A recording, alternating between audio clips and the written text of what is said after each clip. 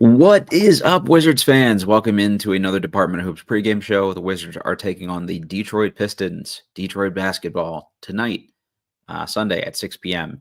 The game is at Capital One Arena, so, plenty of time if you're listening to this before the game to get down there and get some probably cheap tickets. Although the Pistons are slightly better than maybe some expected. They're still probably not the biggest draw from, fan perspective, so I bet it's probably pretty easy to get a game here. Again, 6 p.m. tonight. Pistons are 6-8 coming into this. They just won against the Raptors 99-95 on Friday. Right before that, they lost a close one in overtime to a Bucks team that looks like they're figuring things out a little bit. And before that, they beat the Heat in overtime. So they're playing well, and this is a scrappy defensive unit, and they look just better under JB Bickerstaff than they looked under Monty Williams. So that's a tough test for the Wizards, and should be an interesting game. The Wizards come in 2-9. We'll talk about all that here and more in a couple minutes. But first, we're brought to you by BetOnline. BetOnline is just basically the best place you can bet on games like this. And, this is probably a fun one to bet on, honestly, because they're two young, exciting teams. So opportunity to go out and do that. But it's the most trusted betting platform and your number one source for online betting. From the earliest odds to live in-game betting, BetOnline provides you with all the action and the ability to watch the games as they happen, with the largest selection of odds on everything from football, NBA, college basketball, NHL. You probably could have bet on the Mike Tyson fight if you wanted to do that. Head to BetOnline today to get in on the action with America's most trusted site for online wagering. BetOnline, the game starts here. Also brought to you by Stateside Vodka and their Surfside Hard Iced Teas. I'm recording this at 10:40 in the morning on Sunday, so it's not quite Surfside time for me, but, give me an hour or two to warm up, and might just need a few of these by the time football day is done here. So let's just get into it. From a Wizards perspective, a couple of major storylines here. Malcolm Brogdon is not listed on the injury report, which probably means he's going to play, at least in some capacity. There's really no incentive if you're the Wizards to actually rush him back. So I wouldn't expect a heavy workload right out of the gate. Now that I've said that, he'll probably 38 minutes or something crazy. But I don't know. I think realistically what you can count on is probably them easing him into things like a 15 to 18 minute kind of deal here. I'd expect him to come off the bench and not really rock the boat too much in terms of starting lineup. Again, that's just my personal expectation for what they'll do. Going to be interesting to see, how Brian Keefe actually manages that situation. And I think the story that really just comes with that and Brogdon's reintroduction here is just, is he the stabilizing force that I think a lot of fans, hoped he would be before the season? Or is he another hungry veteran mouth to feed? And that's really going to be, kind of the prevailing theme here for the Wizards, I think, is how they juggle that development of these young guys, but also continue to inflate the value of these veteran players. And we talked about this at length on Believe in Wizards the other day. Jihadi and I think, did probably our best episode of the season talking about Kyle Kuzma and just what to do there. And I think we're both kind of the opinion that it's time to make a move and get what you can get from him, because we're probably at the point where it'll start to have some more lasting ramifications for the development of the younger guys. And I've got Brogdon coming in here. I think just the nature of the way he plays is honestly more unselfish than the way we're seeing Kuzma play right now. But then you look at this and sometimes guys get in these situations when they're on bad teams and they say well, I'm clearly one of, if not the men here. I just averaged 15 points a game last year. I'm a long-term vet. I'm going to get mine. So it's just really going to be interesting to see how that dynamic actually plays itself out. Again, I have faith in Brogdon kind of coming about this the right way and doing the right thing. So I'm not too worried, but it is a thing to kind of monitor and note as they get him, more engaged in things here, especially coming in first game back. I can't see him coming in and getting 17 shots up, but just something to keep an eye on. From the Pistons perspective, Cade Cunningham is on one right now. I mean, he's been just really good this season. I think this is the guy people expected to see with the number one pick. Not that he's not been good, at other points in his career, but just looks like he's kind of taken the jump here to be that sort of well-rounded, versatile, heliocentric guy that they were hoping they would get. So, we'll see what the situation here is for the Wizards. I would imagine this is the Bilal Coulibaly matchup here tonight. So to me, that's the number one, sort of matchup to focus in on, is just, can Coulibaly slow down Cade Cunningham? Again, Cunningham is averaging 23 points, 7 rebounds, and 8.5 assists. He's also playing really good defense himself. So be interesting to see who he covers. Maybe he covers Coulibaly. Maybe he covers Poole. That's going to be a reasonable storyline. I think here's just kind of what what ability Cade Cunningham has to impact this game overall. If the Wizards can slow him down, I think that makes Detroit considerably easier to defend overall because he just makes so many things happen for them. And there are other guys playing well. Malik Beasley has had a couple really good resurgent games here the last couple weeks. Jaden Ivey is starting to turn, more into the player I think that people expected from him.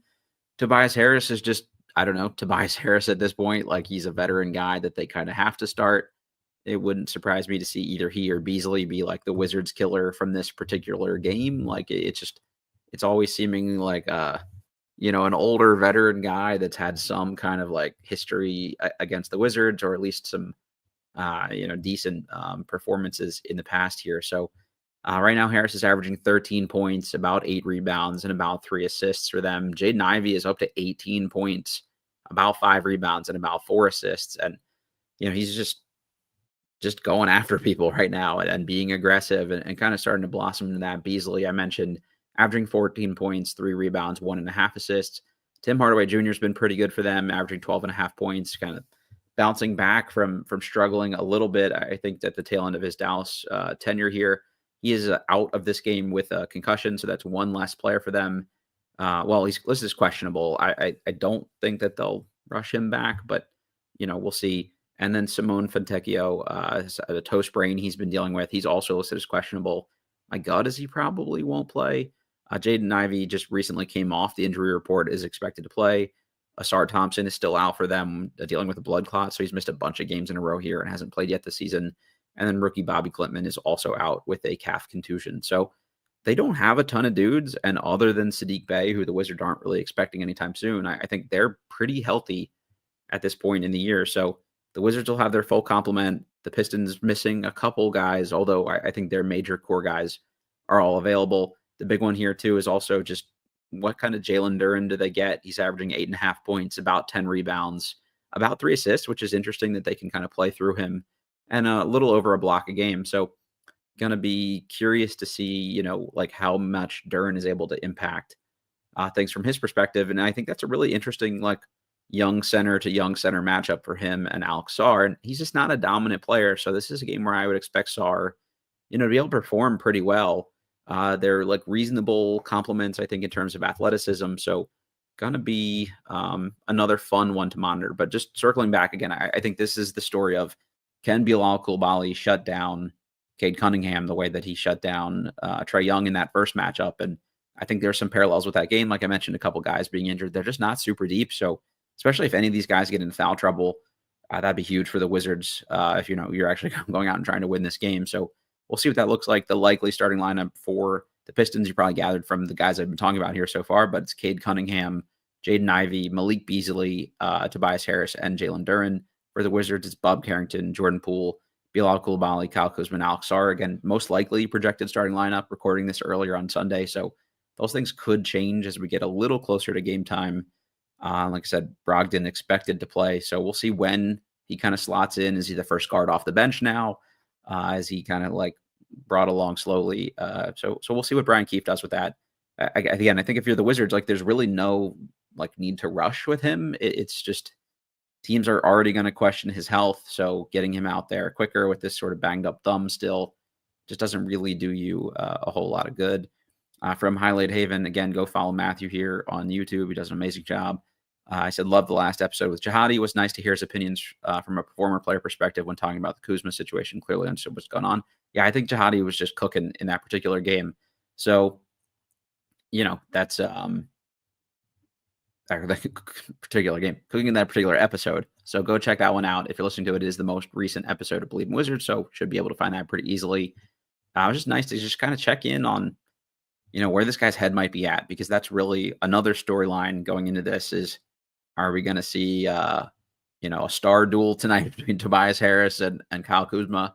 It looks like Harris has kind of understood the assignment for Detroit and willing to take more of a back seat. His shot attempts and things like that are down. So that's kind of where you want Kyle Kuzma to go, is slowly let the young guys blossom, and you kind of fade a little bit further back here. I don't think that's the case coming off a night where he took 28 shots in 29 minutes, going 10 of 28 from the field. But that is really what you need, I think, if you're the Wizards.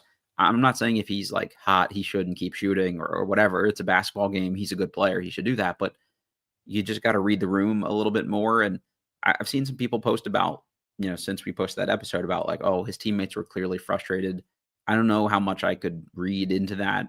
But if that is the case, that's even more of a need for Brian Keefe to sit him down and just be like, bro, we just need you to just dial things back here a little bit. In the chat, it never makes no sense. Said, think this could be a tough matchup for Sar. Duren is strong as shit. Yeah, don't disagree. But he's not like like overly assertive offensively. So I'm not worried about him like, owning Alex Sarr or anything like that. I think the guys that are just going to go at him, and just kind of, pick out those occasional defensive lapses from him are the ones that are really going to make him look the worst. But yeah, you're right. I mean, I think Alex Sarr isn't there yet from a strength and conditioning perspective compared to someone like Jalen Duren, who's now had a couple years in the league to work on that. So it's a nice, here's where he could be, physically in a couple years here, because Duren wasn't like, quite as jacked coming into the league, although he was pretty filled out for a freshman. So yeah, it'd just be fun to watch that one. But I don't think this is like an overwhelming matchup, I guess, was sort of my general point.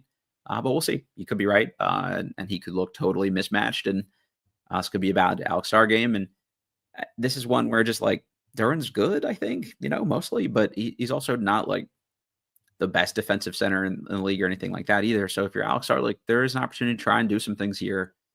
Pick on him and see if he makes some young player mistakes as well.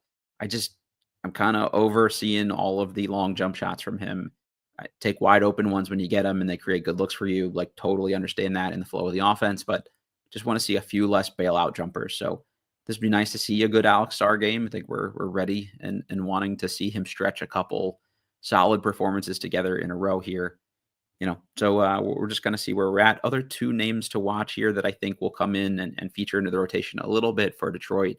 Wendell Moore Jr., a younger player, a couple years removed from Duke. Just hadn't really played a lot until recently, but in their last two games, he's had 8 points, 6 rebounds, 2 assists. In their last game, in the game before that, 9 points, 4 rebounds. Also just a guy I've been a fan of for multiple years now and loved coming out of the draft from Houston. Marcus Sasser finally getting into the rotation here with some of these injuries over the last 2 games.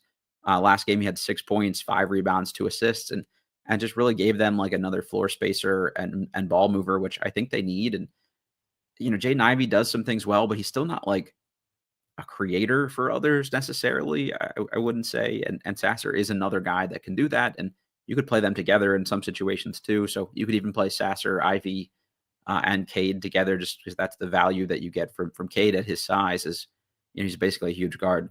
And Sasser in their second to most recent game had 11 points and only 1 rebound. But just getting like a young guy to come in and give you some microwave scoring, I think is also super valuable. It's just where I keep coming in with I'd love to see that from Jared Butler. That's my kind of dude. Just would like to see him be able to like carve out some kind of niche, and that becomes even all the more impossible, I'd say, with Malcolm Brogdon coming back. They're just definitely not going to prioritize the guy they see as sort of a fringe roster player over someone like Brogdon, who's a veteran that, maybe they can flip for some value or keep around here long term. So I think there's an uphill battle there. So yeah, just going to be interesting. We'll keep an eye on this. Going to do a post game show tonight as well. So make sure to check in with us immediately following the results of the game here. Hopefully it's a good one. I think fans are starting to seem a little more apathetic because a lot of these games are playing out the same way. They hang for a while, give up inevitably like a 7 or 8 point run here that just sort of stretches the lead to 15, 16, 17, and then can never really kind of like get their teeth back into these games. So I think we're due here for like, hey, look, we all get it. It's a rebuilding season or deconstruction season or whatever they're going to call it. So they're not going to win a ton of games, but every once in a while, you got to sprinkle in a win or two, I think, to keep fans just sort of interested. It's just sort of the nature of things. So at 2-9, like I think they're due for one of those here or there. Even just like a strong, hey, we battled to the wire kind of thing and kept it, within a handful of points, I think would be, timely, let's just say, from a fan interest perspective here. And if you're Brian Keefe, like you're looking at this team and you're thinking like, all right, there might not be that many opportunities for wins on our schedule, just sort of given our general level of talent and where we're at from a roster building perspective. So I think you've circled this on your calendar as one where, we should be able to get into this a little bit more than maybe some of these other games against, some of the better teams they played recently. And, the Pistons are better. They're 6-8, but this is still not like a world-beating unit, and I don't really see any reason why the Wizards, couldn't be competitive in this one. So, it would be nice, and we'll see. The Pistons are favored by 5 points in this one, so that's kinda interesting. The over/under for this one is 226. I think I'm just gonna become a broken record at this point and say, like, "Hey, take the over every game for points while the Wizards are involved." I saw a couple previews that were predicting a final score of, like, 105 to 100. I'd just be very surprised if any game involving the Wizards, ended with, like, barely reaching triple digits. It's just sorta not where they're at in their team building phase like we talked about. So for me, if I were gonna find something to bet on with this particular game, I would continue to take the over under. I'm gonna say I think I'd like the Wizards to cover in this one, if not outright win. So, we'll see how stupid I look in a couple hours here.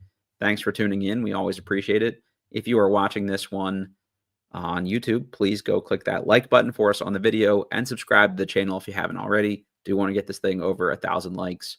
We really appreciate that. As Highlight Haven just mentioned in the chat here, Wizards allow the most points per game of any team with 123. That's right. They have the worst net rating in the league here as well. So, yikes.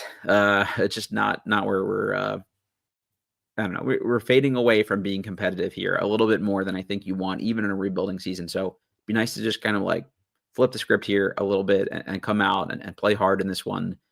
I would expect a better Kyle Kuzma game, I think, playing against, your sort of original hometown team here. Somebody from Michigan seems to have like a little extra juice in his legs for those particular matchups. So it'd be nice to see a bounce back from him. He started off the last game a little bit better and then just sort of kept shooting. So maybe this one, if he keeps shooting, he'll keep making, and Wizards fans will be a little, a little bit better off. It never makes no sense. Says Pistons are a lot better than last year. Their coach isn't actively sabotaging them. Yeah, I mean, they won 14 games last season and they already have 6 this year. So the bar was very, very low. I still don't think that this is like an overly scary team. Like, there's no reason why the Wizards can't hang with a team like this. So we'll see. And yeah, I think JB Bickerstaff has been a much better fit for them. Whatever reason, the Monty Williams thing just got weird, and it shows a lot just how like being locked in with a coach and taking on sort of the identity that they bring to a team can really kind of like lift an overall group. So we'll see what the Pistons look like. Appreciate you all for tuning in. Like I said, we're presented by betonline.ag, and we will catch you all after the game.